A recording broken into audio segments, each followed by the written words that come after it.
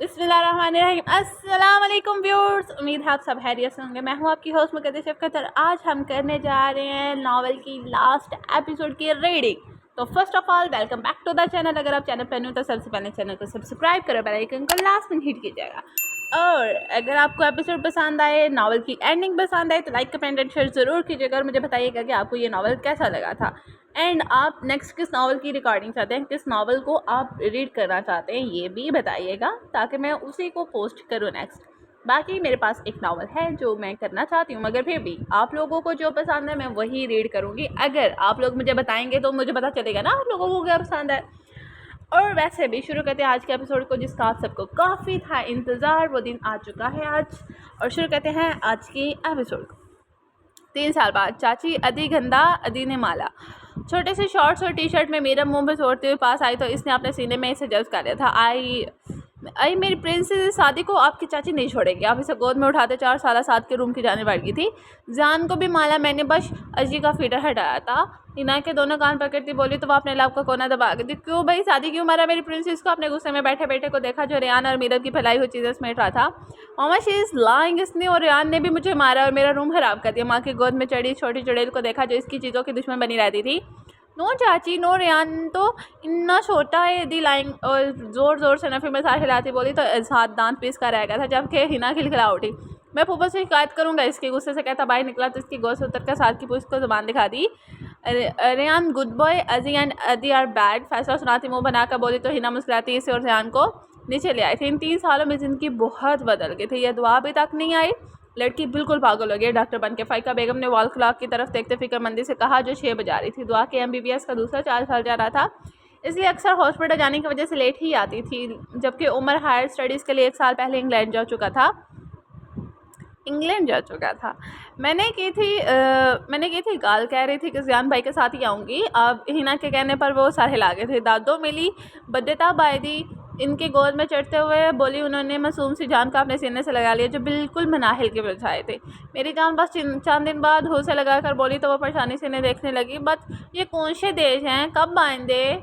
उन्हें दोनों हाथ अपने गाल पर रखकर परेशानी से बोली। बराबर में बैठी सोमिया बेगम मुस्कुरा दी, जबकि फ़ाइका बेगम परेशानी से अपनी पोती को देखने लगी जिसके सवाल जब शुरू होते थे तो ख़त्म होने का नाम ही नहीं लेते थे।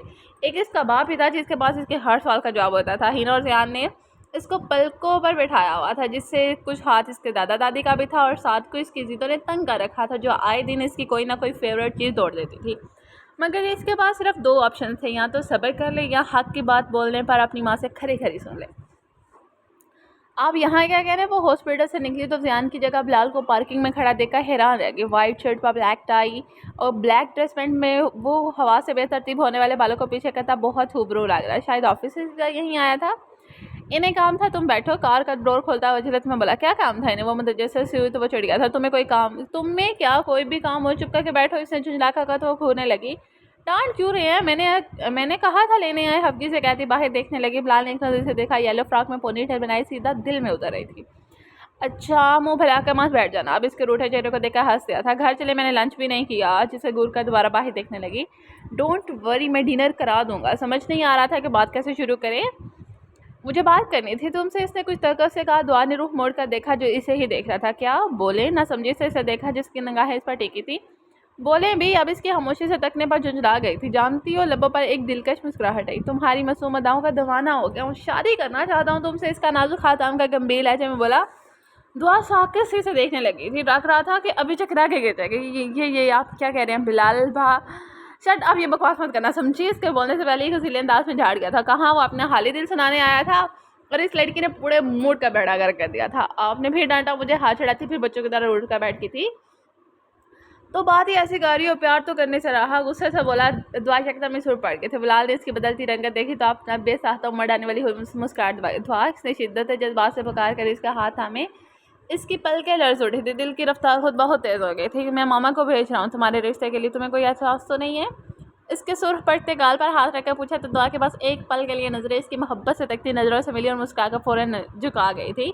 लाल इस रजामंदी पर जी जान से कुर्बान हुआ था।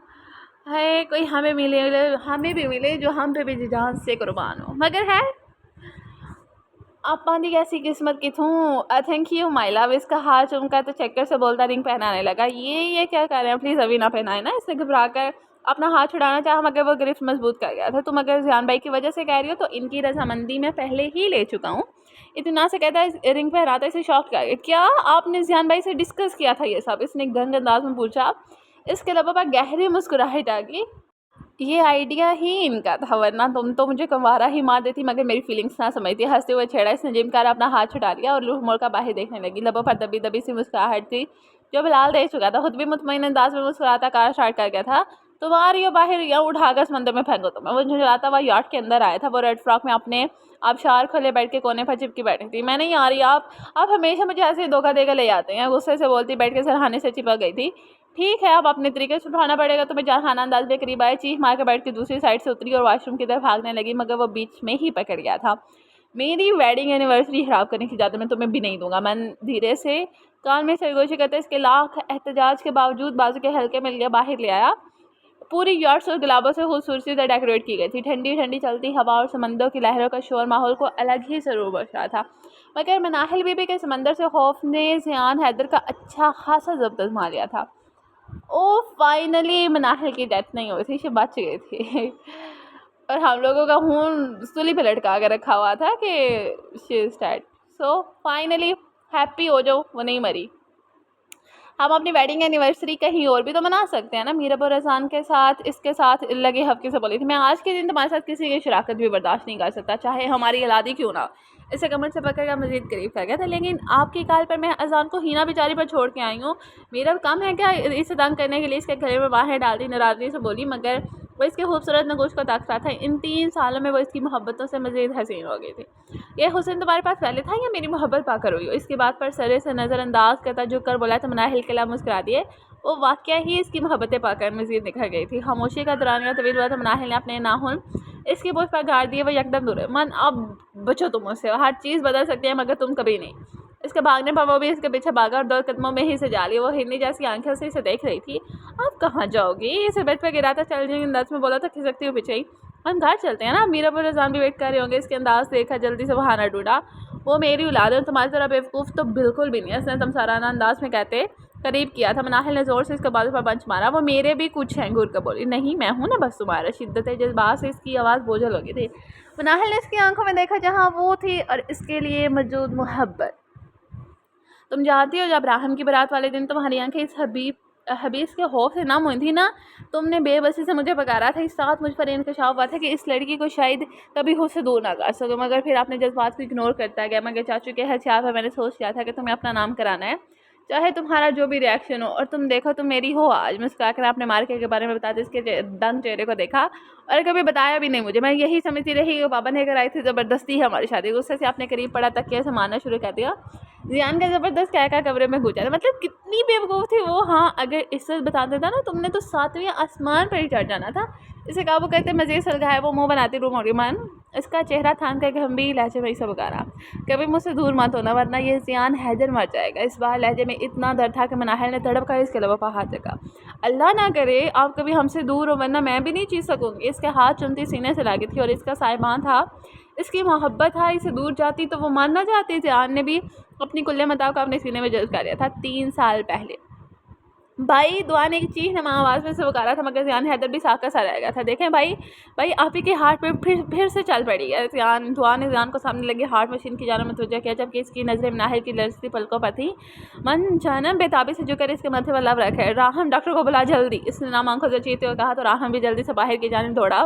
डॉक्टर डालते ही इसका मुकम्मल चेकअप करने लगे। ज़ियान मुसलसल इसका हाथ थामे था। मुबारक है mister Ziyan, it's a miracle, she is alive. Oh sorry bro, Urdu में जब इंग्लिश के वर्ड पढ़ते हैं ना तो ऐसे ही होता है। हैरत अंगेज अंदाज में मुस्कुरा कर बोले तो ज़ियान को लगा किसी ने इसके बेजान वजूद में रूह फूंक दिया। मनाहिल का हाथ छोड़ता वहीं रूम के फर्श पर अपने रब के आगे सजदा रेज हो गया था। अल्लाह ने आज इसे दूसरी ज़िंदगी बचती थी।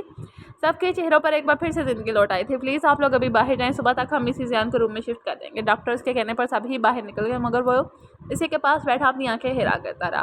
क्या वो जा सकता था इसे छोड़कर? ज़ियान चल यार अपना भी कुछ ख्याल कर ले वरना भाभी कहेंगी मुझसे ज़्यादा बीमार तो ये हो गया। फहद ने प्यार से कहते इसे उठाना चाहिए। नहीं तुम लोग जाओ, मैं यही हूँ इसके पास। अपनी ज़िंदगी को देखता साफ इनकार कर गया। वो लोग भी खामोशी से बाहर निकल गए। रात का जाने कौन सा पहर था जब इसे होश आया था। आंखें खोलकर इर्द गिर्द का माहौल समझने की कोशिश करने लगी। जहन बिल्कुल हाली हाली सा लग रहा था। मगर अपना हाथ किसी के हाथ में महसूस हुआ तो हल्का सा टेढ़ा करके देखा, वो चेयर पर बैठा इसका हाथ थमकर सो रहा था। खुद ब खुद ही इसकी आंखों से आंसू निकलकर कनपटियों में जज़्ब होने लगे। कितना रहीम था इसका रब, जिसने इसके अपनों के लिए इसकी ज़िंदगी बख्शी थी। आंखों के सामने अब्दाल की गोली चलाने वाला मंजर आया तो ज़ियान के हाथ पर इसकी गिरफ्त मजबूत हो गई थी। वो भी यकदम जाग उठा। मन इसे होश में देकर तड़प कर पास आया, इसके हाथों को चूम लिया। मैं इसने ऑक्सीजन मास्क हटाकर कुछ कहना चाहा मगर ज़ियान खामोश कर गया। नहीं मन, कुछ ना बोलो, मैं सब जान गया और अमीन मुझे सब बता चुके। ज़ियान पे शमानी से बोला तो मनाहिल ने 10 से आंखें बंद कर ली। मेरी जान, बस तुम ठीक हो जा, फिर मेरी हर गलती की सजा देना। धीरे से इसके गालों पर झुका तो वो भी आहिस्ता से इसके गिद्ध हसार बांध गई थी, क्योंकि इस वक्त अगर वो पेशेमान था तो इसे भी सब भूल कर आगे बढ़ना था। मगर इसकी बढ़ती दीवानगी पर इसने दूर किया तो बगैर पसो पेश के छोड़ दिया। इसका चेहरा देखकर वो हल्का हल्का गुलाबी हो रहा था। ठीक है जाओ, जल्दी से, मीरो भी मिस कर रही है हमें। इसकी बात पर ना समझी से इसे देखा, जब से तुम दूर गई थी ना मैं पूरी दुनिया से गाफिल हो गया। लबों पर एक दर्द भरी मुस्कुराहट थी। मनाहिल को अपना दिल करता महसूस हुआ था। चलो रेस्ट करो बस। इसका माथा चुनकर खुद भी चेयर पर बैठ गया था। इसने मुस्कुरा कर आंखें मौंदी, क्योंकि दर्द से पूरा वजूद दुख रहा था। मगर अब इसका हमसफ़र इसके साथ था, इसलिए हर दर्द बेमानी हो गया था। हाल बहुत, मेरा बहुत पेट हो गया बाबा को कॉल की तो 1.5 साल अजान के कपड़े चेंज करते हैं।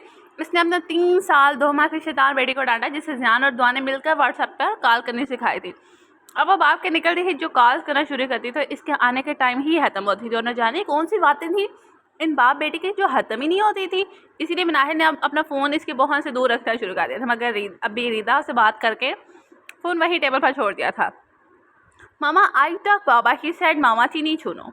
अकबर पर हाथ रख बोल तो हैरत से अपनी बेटी को देखने लगी, जो न जाने जिद में किस पर चली गई थी। मगर इसके बाप का ख्याल जहन में आया तो नफ़े में सा हिला के रह गई थी।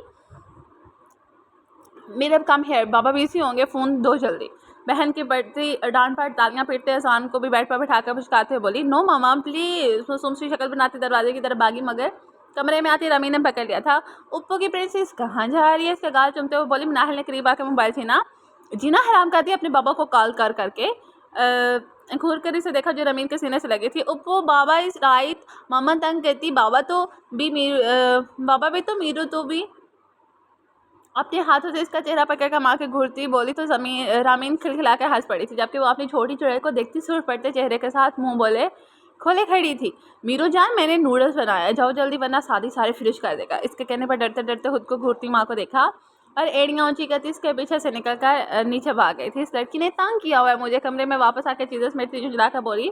नेवी ब्लू लॉन्ग शर्ट और चूड़ीदार पजामे पर झूड़ा बांधे बहुत दिलकश लग रही थी। तो तुम बात करने दिया करो ना इसे भाई से। और हंसती हुई जान के बराबर में बैठ गई थी। वो फिर इससे नहीं मुझसे भी बात करना शुरू हो जाता है घंटों के लिए। वो भी मुस्कुराते हुए इसके बराबर में ही बैठ गई थी। अच्छा मुझे एक बात बतानी थी तुम्हें। इसके पुरजोश अंदाज में कहने पर नाहिल ने सारी अंदाज से कॉलेज में एज अ लेक्चरर अपॉइंट हो गई हूँ मैं। इसने जोर से बताया तो नाहिल इसकी खुशी देखकर घरे चला गई। गुजरे 3 सालों में ये पहली बात थी जिस पर वो दिल से मुस्कुराई थी। ज़बरदस्त मुबारक हो। मेरी दुआ है कि अल्लाह तुम्हारी सारी दुआएं इसी तरह कबूल कर ले। इससे अलग होते दुआ दी तो रमीन की आंखें खुद ब खुद नाम हो गई थी, जिसे छुपाती उठने लगी, मगर वो रोगे। नाहिल नम आंखों से देखा था। अब अल्लाह मेरी कोई दुआ नहीं सुनता। लब काटते बेबसी से बोली। नाहिल के दिल में भांस से चुभी थी। नहीं रामीन ऐसा मत कहो, अल्लाह इंशाल्लाह ज़रूर सुनेगा तुम्हारी। इसके आंसू साफ करते नाम लहजे में बोली थी।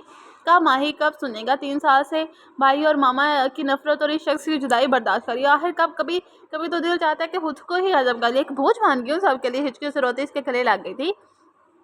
क्या हो रहा है यहाँ? ज़ियान की गर्दार आवाज़ कमरे में गूंजी थी। दोनों ने सर उठा के से देखा जो दरवाजे के बीचों बीच खड़ा नागवारी से इन्हें देख रहा था।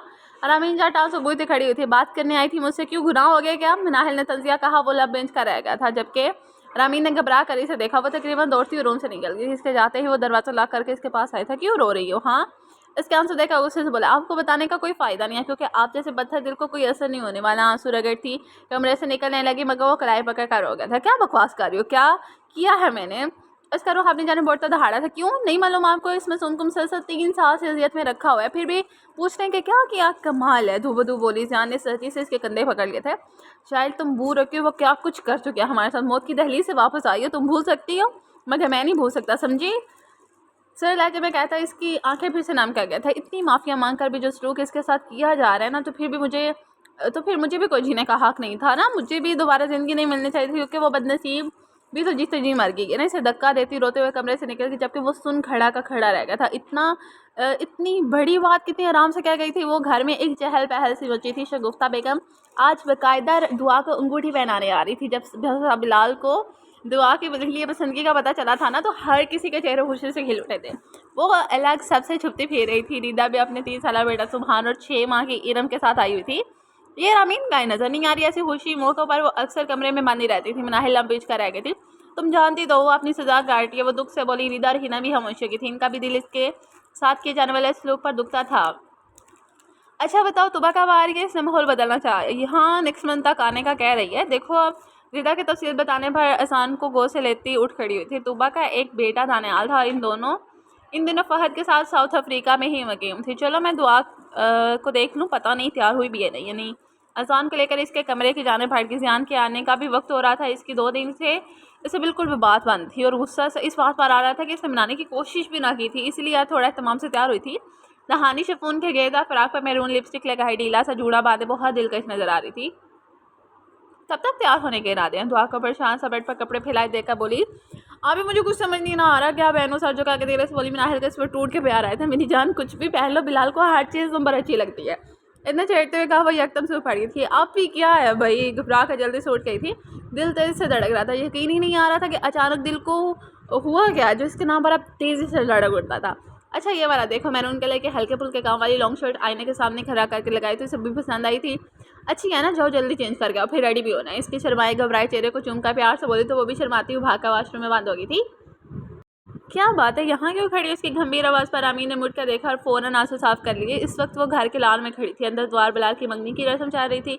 एक शोर समझा था मगर इसका इन खुशियों पर अब कोई हक ना था। मैं रूम में भी जा रही थी भाई, बस वजाहिद देती अंदर की जमीन बढ़ने लगी। मगर ज़ियान के पर यहाँ इसे पास बुलाया तो वो हैरत और परेशानी से थहने लगी। फिर आहिस्ता आहिस्ता कदम बढ़ाती इसके बाद शाहरुखी। ज़ियान ने गौर से अपनी शहजादी जैसी बहन को देखा जो इन गुजरे बरसों में खुद को दुखों से ख़त्म कर चुकी। दिल में एक ठेस सी उठी थी। बगैर कुछ कहे इसे अपने सीने से लगा लिया। रामीन पहले तो हैरत बेयकीनी से चंद और साकन सी रहेगी कि ये हुआ क्या था। अचानक फिर आंखों से आंसू की एक झड़ी निकली थी जो इसके खालों को बकौते चली। भाई भाई मुझे माफ़ कर दे भाई। हिचकियों से रोती एक बार फिर गड़गड़ाने लगी थी। बस बेटा बस, मुझे कोई शिकायत नहीं है तुमसे। इसकी पीठ थपथपाकर प्यार से बोला। इस दिन भी वो इसकी और मनाहिल की गुफ्तगू सुन चुका था और इसी दिन इसके दिल से रामीन के लिए गुस्सा खत्म हो चुका था। चलो चुप हो जा बस, शाबाश। रोती हुई बिल्कुल भी अच्छी नहीं लगती मेरी प्यारी गुड़िया। खुद से अलग करके इसके आंसू साफ किए। वो इतने साल भाई के प्यार भरे मोहब्बत भरे लम्स पर फिर से रोने लगी थी। बस बेटा चलो बस, सब वेट कर रहे हैं ना अंदर।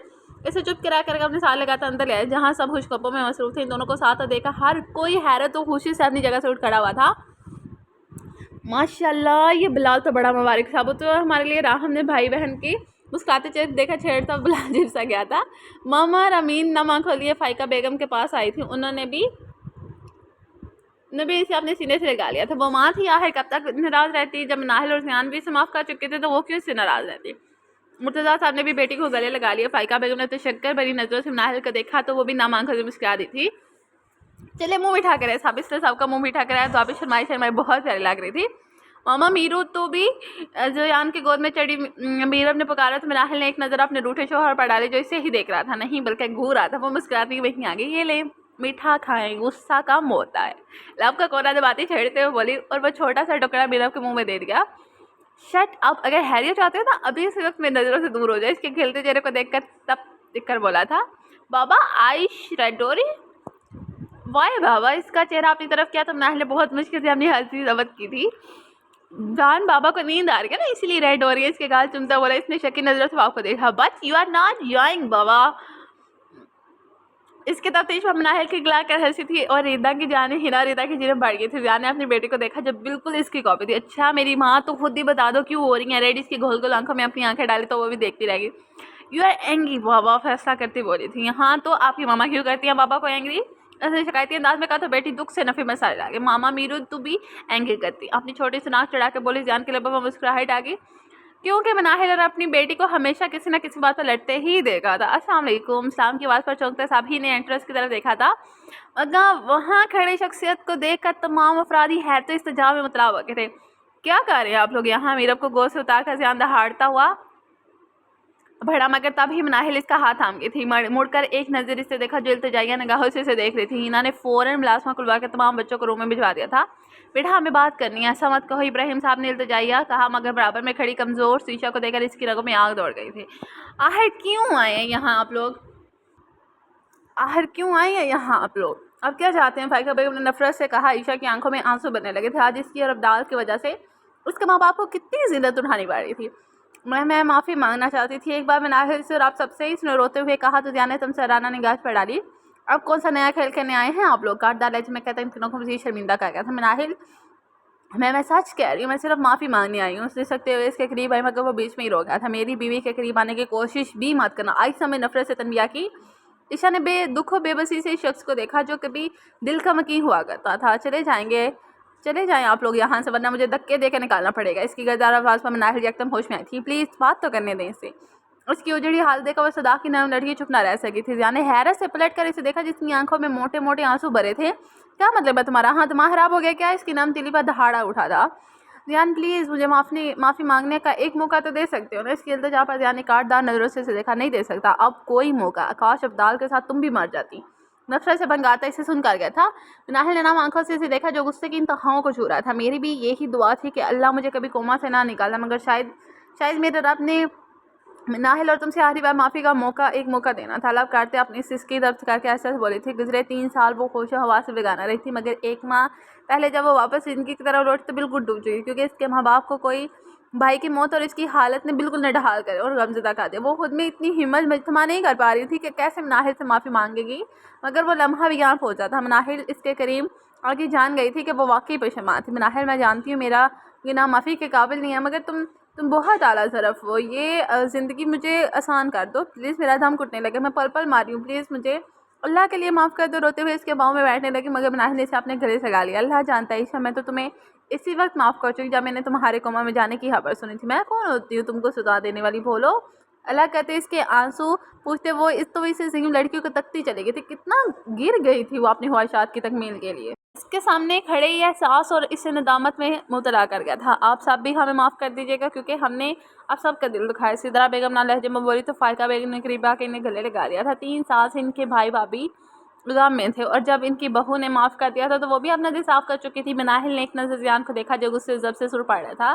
प्लीज़ आप भी माफ़ कर दे मेरे लिए। नाहिल ने ईशा को अपने साथ लगा कर कहा। जियान ने एक नज़र इसके हसीन चेहरे और आंखों में इल्तिजा को देखा। तालाब बीच का बराबर में खड़ी ईशा को देखा जो सादा से सलवार कमीज में चुटियाँ बांधी 3 साल पहले वाली बिल्कुल भी ना लगी थी। प्लीज़ जान नम लहजे में जैसे गुजारिश की थी। वो एक गहरी सांस भर के रह गया था। जब ये लड़की सब कुछ कह ही चुकी है तो मैं कौन होता हूँ कुछ कहने वाले। एक घुरी नाहिल को नवाज़ता ईशा को देखकर मुस्कुरा दिया था।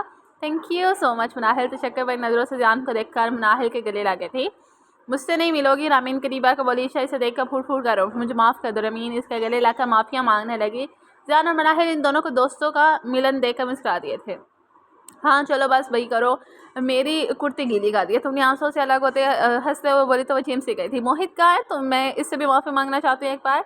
इसने पूरे लॉन्च में नज़र दौड़ाते समय मगर अमीन के चेहरे पर एक तरीक साया लहरा गया। सियान और मनाहिल भी लाख तुम सिकड़ गए थे। जिस दिन वो मुझे माफ़ कर देंगे ना समझ लो मैं तुम्हें भी माफ़ कर दिया। सादगी से मुस्कुरा कर बोलती ईशा को बहुत कुछ समझा गई थी। इसके बाद मोहित के बाहर मुल्क जाने की खबर हुई थी, मगर ये ना पता था कि वो आज तक लौटा ना था। रामीन नाम लहजे में पकाती इसका हाथ थाम गई थी। इससे भी एहसास होगा रामीन एक वक्त वो ज़रूर लौटेगा। मैं नाहिल ने इसे अपने साथ लगाते हुए कहा। वो नाम आंखों से मुस्कुराती सारा उस बात में हिला गई थी। चले खाना खाए। सब रो रो का पेट खाली हो गया। रिदा छेड़ते हुए कहा तो वो लोग भी मुस्कुराते डाइनिंग टेबल की जाने बैठ गए थे। बाबा मैं इनसे शादी के लिए तैयार हूँ, आप जब चाहें मुझे इनके साथ रुखसत कर सकते हैं। हैदर पहले से वापसी पर इसने मुस्कुराकर माँ बाप को कहा तो वो दोनों खिल उठे थे। मेरा बेटा अल्लाह तुम्हें हमेशा आबाद रखे। फ़ारूक तुमसे बहुत मोहब्बत करता है, तुम्हें हमेशा खुश रखेगा। माँ ने इसे अपने साथ लगाते दुआ दी थी। वो भी मुतमईन होकर आंखें मूंद गई। इस शख्स को इसके माँ बाप ने इसके लिए मुंतखब किया था, वो कैसे गलत हो सकता था। और कमरे में दाखिल हुआ तो लैम्प की रोशनी में साजिद के बेड पर शादी की एल्बम खोले बैठी सिसक रही थी। खामोशी से इसके पीछे आकर बैठ गया। आज 3 साल बाद इसे देखा कितना बदल गई थी वो। मैं रिसेप्शन में ज़्यादा अच्छा लगा था। वो पिक्चर्स देखो, इस बारात की तस्वीरें देखते हल्के से कान में सरगोशी की था। मैंने झटके से रो बदला था। बराबर में बैठा शख्स से देखा मुस्कुरा रहा था। मोहित बेयकीनी से आंखें चांद पाल के लिए इसके वजीह चेहरे पर ठहर गई थी। कितनी ही देर तक खामोशी से इसको तकती चली गई थी, फिर आंखें एकदम ही नमकीन पानियों से भरी थी। बहुत आहिस्ता से इसको चेहरे को जो कर देखा, कहीं वो इसका गुमान तो ना था। मैं लौट आया हूँ। रमीन अपने गाल पर इसका हाथ हटाता लबों से लगा गया। इसकी पुरतपश लम्स पर वो यकदम करंट खा के दूर हुई थी। आप क्यों आ गए? मेरी सजा इतनी आसानी से कैसे खत्म हो सकती है? अभी तो मुझे सिसक का मरना था। रोते हुए ही मोहित तड़प कर इसके करीब आए। नहीं रमीन ऐसा मत कहो, अब मैं एक लम्हा भी तुमसे दूर नहीं रह सकता। इसका चेहरा अपने हाथों में थामा। वो घंग अंदाज में से देखने लगी। 3 साल मोहित, 3 साल आपका इंतजार किया। 3 साल तड़पी हूँ मैं मोहित। ये 3 साल नहीं थे, 3 सदियाँ थी जो मैंने काटी हैं। रोज़ सोचती थी शायद आप एक कॉल ही हम ऐसे ही कर देंगे, मगर आप ना आए। इसके सीने से लाकर फूट फूट करो। फिर मोहित को अपनी आंखें नाम होती महसूस हुई थी। अगर तुम यहाँ तड़पी हो रामीन तो मैं भी वहाँ स्कूल में ना था। इसे शिद्दत से खुद वजह करते नाम लहजे में बोला। रामीन ने चेहरा उठा के इसे देखा। झूठ बोल रही है ना आप? हाथ की पूछ से आंसू रगड़ का हफ्के से बोली। मोहित इसे बेड पर ले आया था। तुम जानती हो जब मामा ने लंदन आकर मुझे यहाँ के हालात बताए और घर वालों का तुमसे सलूक बताया तो मैं उसी वक्त आ जाता, मगर वो एक पल को रुका तो इसने बेचैनी से इसे देखा। मगर मैं खुद को और तुम्हें वक्त देना चाहता था, देखना चाहता था मेरे दिल में, मैं तुम्हारे दिल में किस मकाम पर हूँ। 2 साल तक तुम्हारा एक एक मैसेज 10-10 बार पढ़ता था, मगर न जाने क्या हुआ तुमने मैसेजेस करना छोड़ दिया। मोहित ने शिकवा करा नागाहों से देखा जो साजो कह बैठी थी। आप किसी मैसेज का जवाब ही नहीं देते थे। फिर मैं भी थक गई। उदासी से बताती बहुत प्यारी लगी थी, जानती है बस इसी दिन से तुमने अपनी बेचैनी मुझ पर मुंतकिल कर दी थी। हर वक्त मेरी आंखों के सामने रहती थी। एक तो तुम्हारे गम में पड़ गया था, ऊपर से मामा के दिन रात के ताने। हंसते हुए बोला, इसके लबों पर भी हल्के से मुस्कुराहट बैठ गई थी। 1 हफ्ते से आया हुआ मगर तुमसे मिलने की हिम्मत ही नहीं हो रही थी। अपनी बेबसी पर हंस पड़ा। रमीन ने एक नज़र इसे देखा और फ़ौरन से नज़रें झुका गई थी। डर था कि कहीं फिर सब कुछ हवा की सूरत ख़त्म ना हो जाए। तुम तो बदल गई, बहुत लग ही नहीं रहा 3 साल पहले वाली दीवानी हो जो मेरा कॉलर पकड़ कर जिद करते थे। इसके फासले पर बैठते और नज़रें झुकाने पर इसे रहा ना गया था। मैं वैसे बनना भी नहीं चाहती। अब ना मानकर जब इसके आज मोहित ठहर सा गया था। दोनों हाथों से इसका चेहरा थामा था। रामीन ने नज़रें उठाकर इसे देखा। मुझे जिद करती, लड़ती झगड़ती, मेरी फरमाइशें पूरी करती रामीन ही वापस आई। समझ आई सब कुछ भुला चुका हूँ मैं, तुम भी भूल जाओ जानम। गंभीर लहजे में कहकर इस पर झुकता इसकी धड़कनें मुंतशिर किया गया था। मैं सबको बताकर आती हूँ, आप आ गए। इससे घबरा कर दुरहती जल्दी से बोली, जानो मनाहिल को पता है कि मैं इस वक्त अपनी बीवी के कमरे में हूँ, बल्कि वो ही यहाँ तक छोड़ के गए हैं, बाकी लोगों को बता देना। इसकी घबराहट से लुत्फानंदोज़ होकर बताया तो वो दंग रह गई। क्या? इससे पहले कि वो दरवाजे की तरफ जाती मोहित जिसे अपने सीने में जज़्ब कर गया था। मैं दसा तेरे दसा फिल्म की नाम अजान और मिरव के लाकर रूम में आई तो वो कहीं नजर आए। समझ गई थी वो कहाँ है और क्या कर रहा होगा। बलकनी में आई तो वो अपने मुश्किल में हमेशा की तरह मगन था, मगर पिछले 3 सालों में मनाहिल ने इसकी आदत बिल्कुल ख़त्म करवा दी थी। ये बीना आपने फिर शुरू कर दी। करीब आकर सिगरेट इसके मुँह से निकाल कर साइड पर फेंकी। जियान के चेहरे पर एकदम नागवार असरात फैल गए थे। हिम्मत कैसे हुई तुम्हारी? यहाँ सख्ती से इसका वादा पकड़ कर दहाड़ वो सहम गई थी। आपने वादा किया था आप नहीं पिएंगे। अब लोगों पर जुबान फेंकती हिम्मत से बोली। जियान ने झटके से छोड़ा। अच्छा, मेरे वादे याद है और अपने वादों के बारे में क्या हाल है? तंदिया अंदाज में से देखा नाहिल को अपना दिल डूबता महसूस होता है। क्या किया है मैंने? नमी अंदर उतारते बहुत जब से बोली। जियान ने तुम सराहना नगाहों से देखा और साथ झटक दिया। धमा हराम ना करो, जाओ यहाँ से। नागवार से कहता दूसरी सिगरेट सुलगाने लगा। नहीं, जवाब दे मुझे। दोबारा सिगरेट इसके मुंह से निकाल कर दूर फेंकी। गुस्से से इसके हैरानगी से इसके अंदाज देखे। तुम्हें बताता हूँ अभी। इसे घसीटता हुआ कमरे में लाया, पूरी कुव्वत से बेड पर फेंक दम। नाहिल ने रूह मोड़ का खौफ से इसे देखा था। क्या बकवास किए थे 2 दिन पहले? बोलो। इसकी गर्दार आवाज़ पर वो सहम कर दो। क्यों? क्या आप बर्दाश्त कर सकते हैं रामीन को इतने गुमत देख कर? वो भी धोबधो हुई थी। नहीं कर सकता था। दिल पर पत्थर रखकर इसे दूर था। मगर जो बात तुमने की ना, मुझसे किसी भी किस्म की नरमी की तवक्को मत करना। उंगली उठाकर वान करता बाथरूम की जानिब बैठ गया था। वो भी अपनी बेवकूफ़ियों पर आंसू बहाती साड़ पकड़ कर बैठ गई थी। मुझे क्या ज़रूरत थी भला इतना फजूल बोलने की? सू करती इसे मनाने की तरकीबें सोचने लगी थी। इतने में वो बाहर रगड़ता वॉशरूम से निकला तो आंसू बहाती जोजा को नज़रअंदाज करता लाइट ऑफ करके अपनी जगह पर करवट बदल कर लेट गया। जबकि वो रोना बुल का मुंह खोले इसकी सारी कार्रवाई देख रही थी। आप देखो कैसे लाइन पर आओगे तुम, जा रहे हो। मुस्कुराता है, इस मुंह पर हाथ लगे जबकि इसी ने ज़ोर से जोर डाले। कैसे सोचते थे क्या मुझे इस तरह परेशान करके? ज़ोर ज़ोर से मुझे बरसाने लगी, मगर वो खामोशी से आंखें बंद करके लेटा रहा। सो कर दिखाएं आज आप। अपना तकिया उठाकर ज़ोर ज़ोर से इसके मारने लगी। पूरा तकिया खुल चुका था, मगर इसने रूप बदल कर एक नज़र इसे न देखा। मनाहिल को अब ओ रोने आने लगा था और एकदम ही रूम मुड़कर फूट फूट कर रही। जान एकदम होश में और पलट कर इसे देखा जो बिल्कुल बच्चों की तरह हिचकियों से रो रही थी। बस कर, तो मीरब से भी छोटी लग रही। वो लब का कोना दबा कर बोला तो अपने आंसू रगड़ते कूद कर इसे देखा। यू डोंट लव मी, गुस्से से कहती तक के इसके मुंह पर मार गई। जियान के भी जब्त की इंतहा हो चुकी थी। झटके से इसे खींचा और खुद पर गिराया। मेरी इतनी सी इग्नोरेंस पर इतना बड़ा ड्रामा, और जो 2 दिन पहले बकवास की थी कुछ नहीं। घूर कर बोला तो इसने इसकी आंखों में घूर कर देखा। मैंने जान कर नहीं कहा, तो मेरे मुँह से निकल गया था। बस नजर जगाती रोड का बोली। जियान ने इसके बाल मुट्ठी में जकड़ कर झटका दिया। वो चीख उठी। गलती से भी ऐसा मुंह से ना निकले आइंदा, समझे आई? सस्ती से बोला तो आंखें नीचे सर हिलाए। जाओ सो जाओ अब जाकर। इसे छोड़ता हुआ बोला। इसने हैरत से देखा। मतलब अभी लड़ाई खत्म नहीं हुई थी? इसका रूह अपनी जानिब कहते गुस्से से बोली। तो जियान ने अपना कहकर जब्त करना मुश्किल हो गया था। तो क्या करूँ अब, गोद में बिठा लूँ? एक आईब्रो उठाकर पूछा। वो सिर्फ पढ़ते झुलाती हुई ड्रेसिंग रूम की जाने पढ़ने लगी, मगर कहकर लगाता रह गया था। हाँ था, मतलब तुम्हें बनाना भी नहीं आया इतने सालों में? इसे बाहों में उठाता बेड पर लाया, इसे घूर कर देखा। हाँ, नहीं आता बनाना, और आपको रूठने की भी ज़रूरत नहीं है, समझे आप? इसके गले में बाहें डालकर धोन से बोली तो वो फिदा ही तो हो गया था। जो हुक्म जानम हम तो सारी ज़िंदगी यहाँ पर वार सकते हैं। इसे करीब कहता बोला तो वो भी खिल उठी थी। दिल एकदम ही पुरसुकून हो गया था। इसे अपने रब से कोई शिकवा ना था क्योंकि इसने एक मोहब्बत करने वाला शख्स इसके लिए चुना था जिसने हमेशा के लिए इसकी ज़िंदगी को संवार दिया था। इसने हर मुश्किल में सब्र किया था और इसके रब ने इसे सब्र का अजर भी अता किया था। ख़त्म चीज़। ओके नाज़रीन, वेल हमारा नावल हो चुका है ख़त्म। होपफुली आप सबको इसकी एंडिंग भी पसंद आई होगी और जिनको हैप्पी एंडिंग चाहिए थी डेफिनेटली हो गई आपकी हैप्पी एंडिंग नावल की। तो अगर आपको नावल पसंद आए तो लाइक कमेंट एंड शेयर ज़रूर कीजिएगा और अगर आपकी कोई नावल नेक्स्ट नावल की रिकमेंडेशन है तो वो भी मुझे कमेंट बॉक्स में बताइएगा ताकि मैं उस पर भी नज़रसानी करूँ और उसको भी पढ़ने की कोशिश करूँ और वो फिर पढ़ के आपको सुनाऊँ।